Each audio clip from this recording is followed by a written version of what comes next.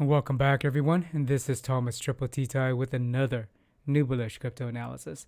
Before we dig in and take a look at the crypto and equities markets around the world, remember this is for entertainment only and not to be considered as financial advice. Additionally, I would appreciate it if you could help spread my simple to understand analysis so other people can benefit from it and make more informed decisions. So, with that, feel free to smash the like, ring my bell, hit subscribe if you haven't, and share your thoughts in the comments section, and that will help towards that effort. Let's dig in and take a look at the charts. This is part 1 of 2 on my daily market analysis. So this is the chart part, and the news part will follow. So let's take a look at the charts. Here we have the crypto market heat map, and it's blood red. Ape continues to rally. It's interesting. Ape reminds me of Doge back in the days, and eventually Doge came crashing down. But yeah, blood red.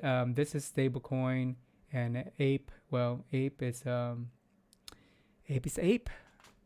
Bitcoin 38.6K here, down 3.95. Dominance 41.66. Ethereum 2.8, down 4.93. Dominance 19.27. Even Luna's down. ADA is almost down to its recent really good entry price of 78 cents. So it's at roughly 81 cents now. But yeah, blood red. The crypto market cap for today is roughly $1.76 trillion, and that's down 3.89%. That's a lot of money flowing out of crypto.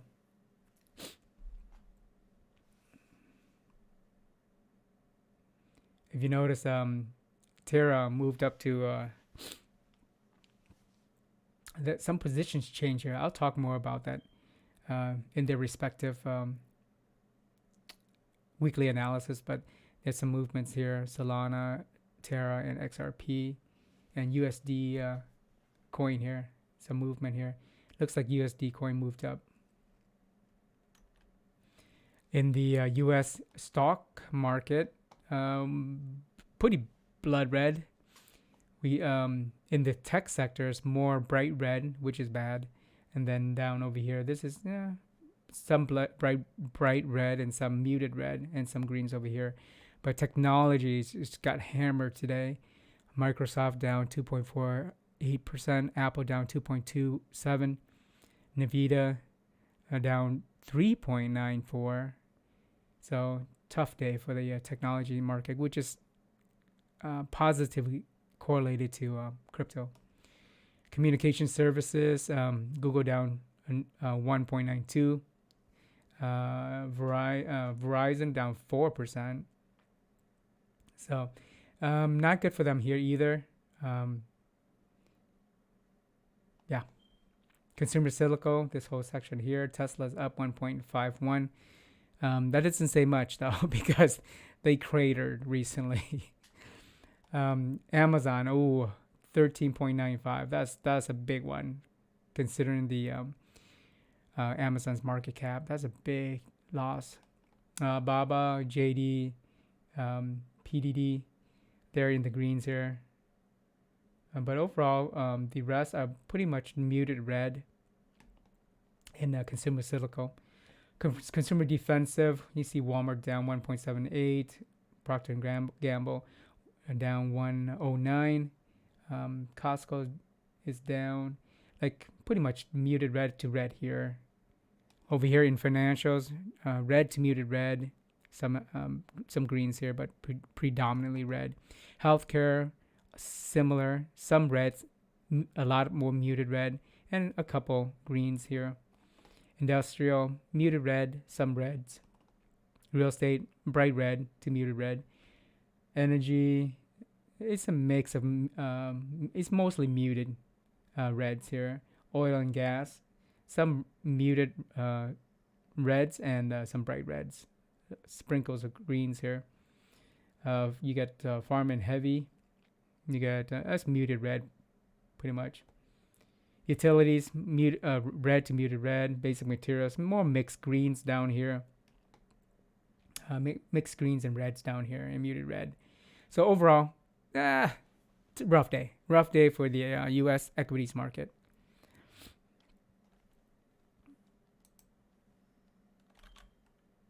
Let's take a look at the trading view charts here. And we'll start off with the watch list. NDQ Nasdaq index. That's down roughly, let me see here. I can't read those small prints. That's roughly Nasdaq index down 3.22 roughly. SPX, that's down roughly 254, and the Dow index is down 192. I think is it 172? Yeah, 172. They're all down. It's a rough day for them. Vix Volatility Index for the equities market above 30, which is that's very volatile. It's 31.3, and that's up 4.5% day over day. DXY is down slightly, 102.91, and that's down 0.7%. And the US 10-year yield up 1.95 at 2.88.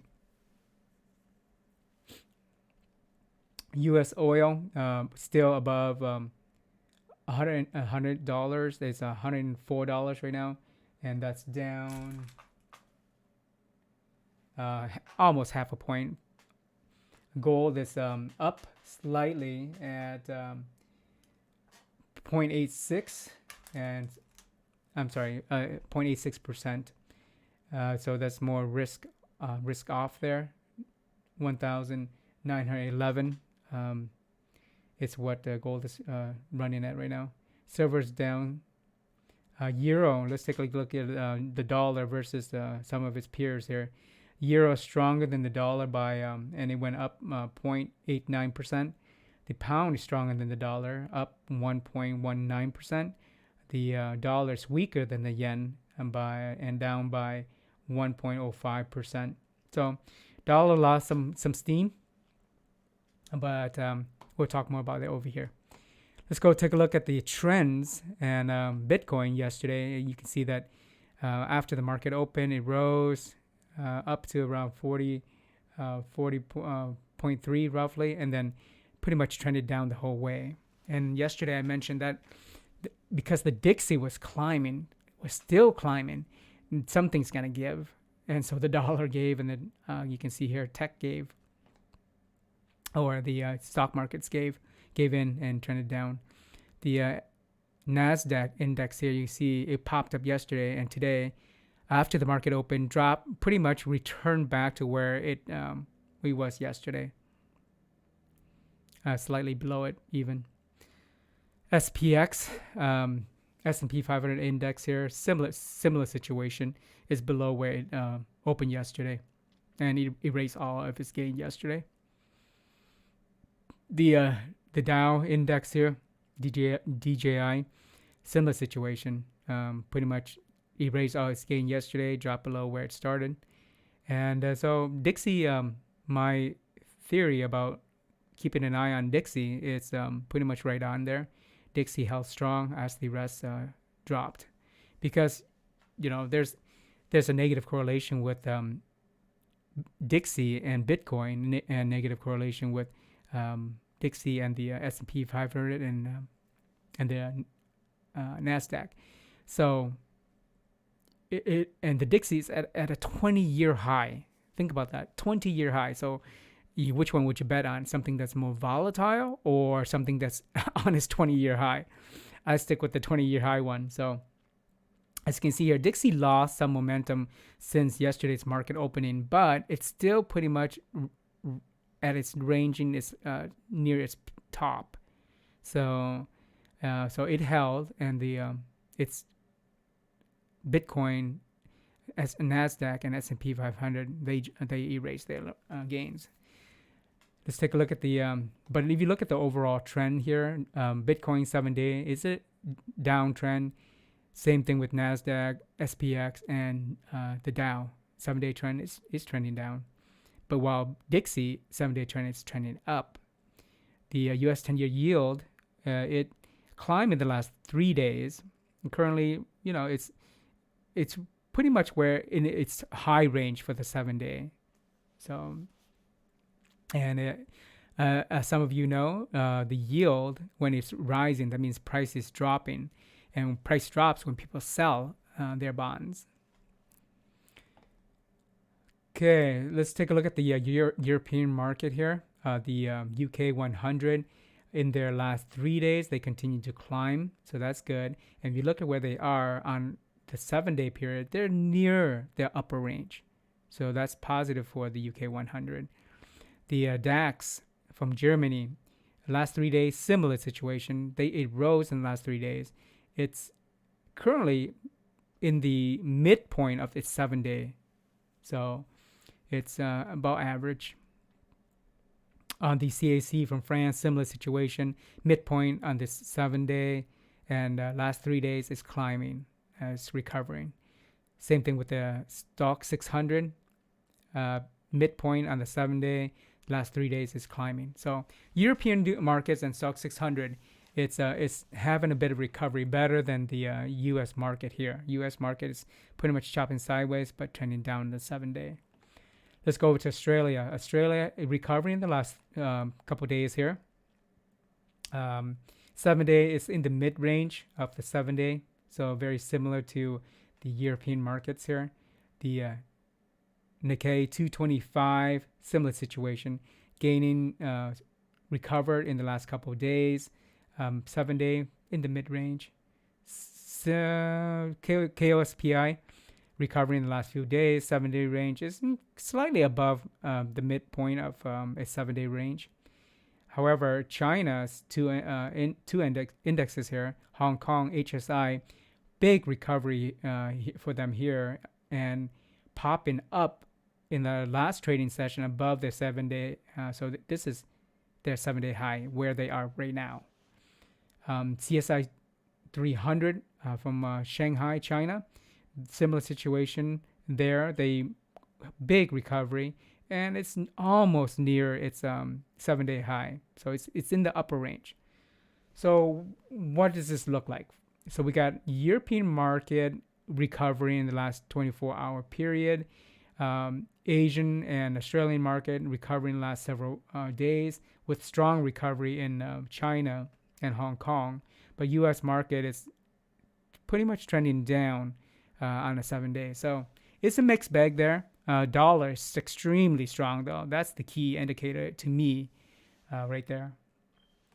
So that's what do we have to look forward? What do we get to look forward to? I would keep an eye on the dollar, because that's a big indicator of what's going to happen. If when the dollar grows strong, that means people are selling their other assets and buying the dollar. So when you sell assets and turn it into dollar, the demand for the dollar grows. When demand rises, that means the dollar is going to rise with it too. So the price for the dollar rises. So I hope that was helpful for you, and stay tuned for the next one, which is diving into the macro news and see how it impacts the market. Please help spread the news analysis to other people who are also learning investing, and by smashing the like, ringing my bell, hit subscribe if you haven't, and share your thoughts in the comments section. Appreciate it. See you in the next video. Peace.